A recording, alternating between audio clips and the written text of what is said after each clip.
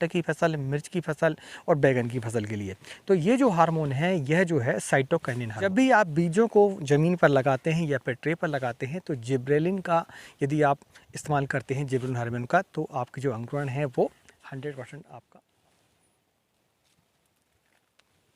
दोस्तों, हमारी फसल जब हम लगाते हैं अपने खेत पर तो हम देखते हैं कि हमारा जो पौधा है कुछ छोटा रह जाता है, कुछ बड़ा हो जाता है, कुछ में हम देखते हैं कि फलों का साइज़ बढ़िया आता है, कुछ प्लांट ऐसे होते हैं जो ग्रोथ ही नहीं लेते। ये सारी चीज़ें जो है वो हार्मोन के कारण होती हैं। यदि हमारे पौधे पर, हमारी फसल पर हार्मोन जो है संतुलित मात्रा में है तो आपकी जो फसल है वो बहुत ही बढ़िया रहेगी, उसका उत्पादन भी बढ़िया रहेगा, उसमें वृद्धि भी बढ़ी रहेगी, फूलों की संख्या भी बढ़िया रहेगी और फलों का जो साइज है वो भी बढ़िया रहेगा, जड़ों का विकास भी प्रॉपर तरीके से होगा। यदि आपकी फसल पर हार्मोन डिस्टर्ब है तो आपकी जो फसल है वो सुचारू रूप से जैसी उसको चलनी चाहिए वैसे वो नहीं चल पाती। आज इस वीडियो में यही जानने की कोशिश करेंगे कि पौधों पर जो हार्मोन है वो उनके कार्य क्या होते हैं, कौन कौन से हार्मोन पाए जाते हैं, किस हार्मोन के कारण कौन सा कार्य होता है, फलों की वृद्धि किस हार्मोन से होती है, फूलों की वृद्धि किस हार्मोन से होती है, और जो फसल है हमारी वो ग्रोथ या उसके इंटरनोट हम कहें वो किस हार्मोन के कारण बढ़ते हैं या फिर घटते हैं, पौधों का जो विकास है वो किस हार्मोन के कारण होता है। ये सारी जानकारी हम इस वीडियो में लेने की कोशिश करें, तो वीडियो को अंत तक ज़रूर देखें। दोस्तों, ये जो वीडियो है बहुत ही महत्वपूर्ण वीडियो है, हालांकि ये बहुत टेक्निकल है लेकिन फिर भी मैंने आपको काफ़ी इसका अध्ययन करने के बाद आपको इसके बारे में जानकारी मैं दे रहा हूँ। आप जो है इस वीडियो को किसान की दृष्टि से, किसान की भाषा में बड़े आसानी से हार्मोनों को समझ सकते हैं और अपने जो फसल है उस पर इसका उपयोग करने के बाद अपनी फसल की वृद्धि कर सकते हैं, हार्वेस्टिंग को बढ़ा सकते हैं। सारी चीज़ें इस वीडियो में क्लियर करेंगे कि हमें कौन से हार्मोन का कब इस्तेमाल करना चाहिए। चलिए दोस्तों, वीडियो की शुरुआत करते हैं। मैं हूँ राकेश साहू, आप देख रहे हैं एग्रो जीवन, बातें किसान की। हार्मोन दो प्रकार के मुख्यतः पाए जाते हैं, एक होते हैं पौधों की वृद्धि को करने वाले और एक होते हैं पौधे की वृद्धि को रोकने वाले। इस तरीके से दो प्रकार के हार्मोन हमारी फसल पर पाए जाते हैं। तो सबसे पहले हम जानते हैं कि जो वृद्धि करते हैं वो कौन कौन से हार्मोन हैं। तो सबसे पहला जो हार्मोन आता है वो आता है जिब्रेलिन हार्मोन। जिब्रेलिन हार्मोन का जो कार्य है वो मैं आपको बता दूं कि सबसे पहले तो यह जो है पौधों की बढ़वार लाता है। यदि आपकी फसल बौनी है यानी कि छोटी है, उसकी हाइट नहीं बढ़ रही है तो आप जिब्रेलिन एसिड का इस्तेमाल करें, लेकिन आपको ध्यान रखना होगा जिब्रेलिन एसिड का जो इस्तेमाल है आपको एल्कोहल के साथ करना चाहिए। पहले इसको एल्कोहल में, थोड़ी सी एल्कोहल में आप उसको मिला लें, इसके बाद फिर पानी में लेकर उसका इस्तेमाल करें।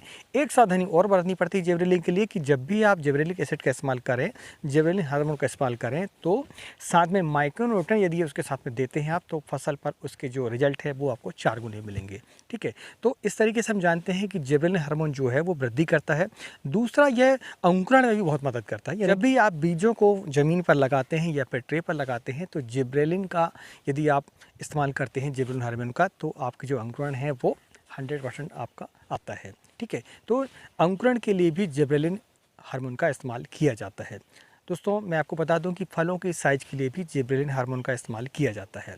ये बहुत ही महत्वपूर्ण हार्मोन है जो कि हमारी फसल की दिशा और दशा बदलने के लिए बहुत ही मदद करता है।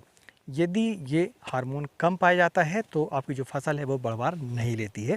खासकर मैं आपको बता दूं कि जिन फसलों के इंटरनोट हमें बढ़ाने होते हैं, जैसे बेला वर्गीय फसलें हमारी, आप खीरा ले लें, लौकी ले लें, इनकी जो हाइट है वो हमें बढ़ानी होती है, इनके इंटरनोट हमें बढ़ाने होते हैं, तो इसके लिए जो है जिब्रेलिन हार्मोन का इस्तेमाल किया जाता है। अब इसके बाद हम बढ़ते हैं दूसरे हार्मोन की तरफ। दूसरा हार्मोन है दोस्तों ऑक्सिन हार्मोन। ऑक्सिन हार्मोन ऐसा हार्मोन है जो कि पौधे को प्रकाश की तरफ बढ़ाता है, यानी कि उसकी जो हाइट है वो बढ़ाता है। और आपने देखा होगा कि सूरजमुखी जो पौधा होता है वो अधिकतर सूरज की तरफ मुँह करके रहता है। ठीक है, उसका जो फूल है वो सूरज की तरफ मुंह करके रहेगा। तो जो सूरजमुखी होती है उसमें ऑक्सिन हार्मोन की जो मात्रा है वो ज़्यादा होती है, इसलिए पौधा जो है अधिकतर सूरज की तरफ आकर्षित होता है, यानी इससे जो है हाइट बढ़ती है पौधों की।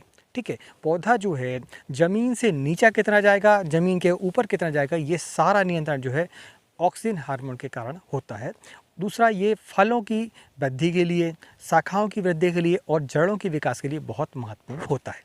अब इसके बाद हम बढ़ते हैं हमारे तीसरे हार्मोन के बारे में। तो तीसरा हार्मोन जो होता है बहुत ही आवश्यक है, खासकर टमाटर की फसल, मिर्च की फसल और बैंगन की फसल के लिए।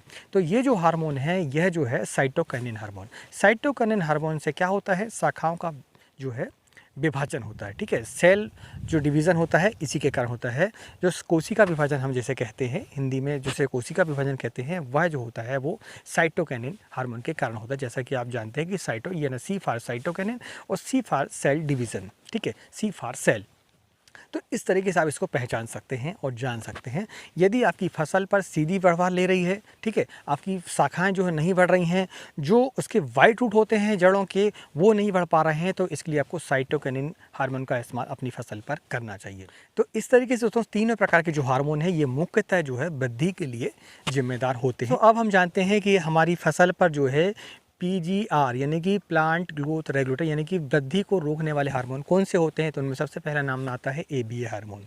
ABA हार्मोन जो है अंकुरण को भी रोकता है, ठीक है, अंकुरण को भी रोकता है, हमारी फसल की वृद्धि को भी रोकता है। यदि आपको ऐसा सीड है जैसे आलू के अंकुरण को आपको रोकना है तो ABA हार्मोन का इस्तेमाल किया जाता है इसके लिए, ठीक है। तो जो फसल है, जो सीड है आपका, वो है जो सुप्त अवस्था में चला जाता है।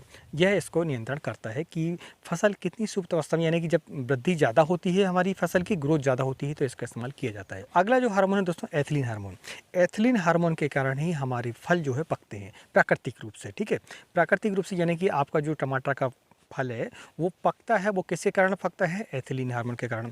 और ये ऐसा हार्मोन है जो कि गैसीय अवस्था में होता है। आपने देखा हो कि आम के जो फल होते हैं उसमें जहाँ पर डंठल होता है वहाँ से एक, जैसे हम गोंद कहते हैं, गोंद नुमा एक पदार्थ निकलता है, जो पदार्थ है वही एथिलीन हार्मोन होता है। उसी के कारण हमारे फल जो है पकते हैं। लेकिन यदि आपको कृत्रिम रूप से फलों को पकाना है, जैसे केले वगैरह को पकाने के लिए जो कार्बाइड का इस्तेमाल किया जाता है, आम के लिए कार्बाइड का इस्तेमाल किया जाता है। कार्बाइड का इस्तेमाल जब पानी के साथ हम करते हैं तो जो रिएक्शन होता है वह जो है एसिटिलीन गैस का निर्माण करता है और हमारे फलों को पकाने में मदद करता है, ठीक है। लेकिन यह जो प्रक्रिया है यह कृत्रिम है, ठीक है, ये आपके द्वारा बनाई है। लेकिन जब पौधा अपने आप जो फल पकते हैं उसकी बात कुछ अलग होती है, उसका टेस्ट जो है ज़्यादा होता है।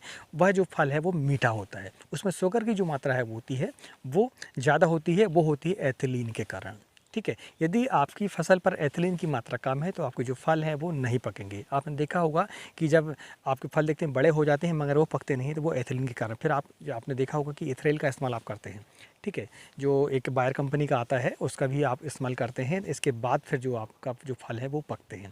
तो फलों को पकाने के लिए जो है आप एसिटिलीन का इस्तेमाल कर सकते हैं कृत्रिम रूप से, ठीक है।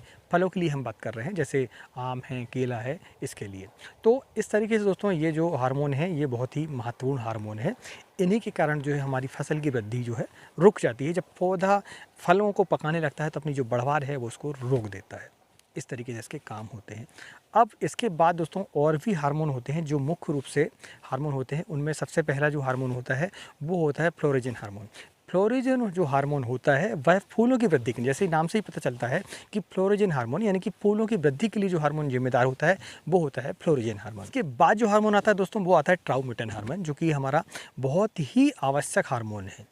जैसे आपने देखा होगा कि आप जब किसी बड़े पौधे पर कुल्हाड़ी वगैरह मार देते हैं, कोई घाव बना देते हैं, तो वहाँ पर एक गोंदनुमा आकृति, जिसे हम गोंद भी कहते हैं, ठीक है, वो निकलती है। तो वो क्या है, वो ट्राउमेटन हार्मोन के कारण होता है। यानी कि पौधा जो है अपने घावों को भरने के लिए ट्राउमेटन हार्मोन के कारण ही अपने घाव को भर पाता है, ठीक है। तो इस तरीके से दोस्तों प्रकृति ने पौधों के लिए बहुत ही मुख्य जो हार्मोन होते हैं वो दिए हुए हैं। लेकिन फिर भी हम ज़्यादा हार्वेस्टिंग के चक्कर में, ज़्यादा उत्पादन के कारण जो हार्मोन का हम इस्तेमाल करते हैं।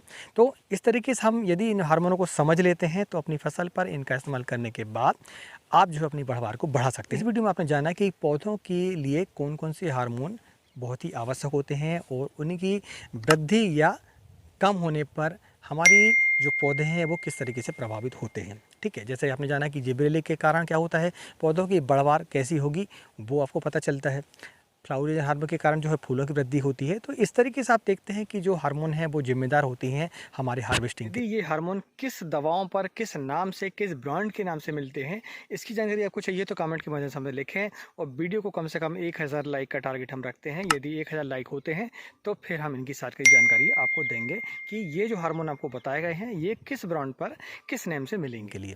दोस्तों हमने बहुत ही अध्ययन करने के बाद आपको दी है। यदि इसके बाद भी अगर कोई त्रुटि होती है तो आप जो है उसका, यदि आपको सटीक आंसर पता हो तो आप कमेंट के माध्यम से लिख सकते हैं।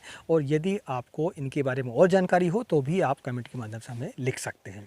आपको यदि होमिक एसिड के बारे में ज़्यादा जानकारी चाहिए हो तो आप इस वीडियो को क्लिक कर सकते हैं। आपको यदि प्लानोफिक्स के बारे में जानकारी चाहिए हो तो आप इस वीडियो को क्लिक कर सकते हैं। मिलते हैं अगली वीडियो में, तब तक नमस्कार, जय हिंद, जय किसान, जय जवान।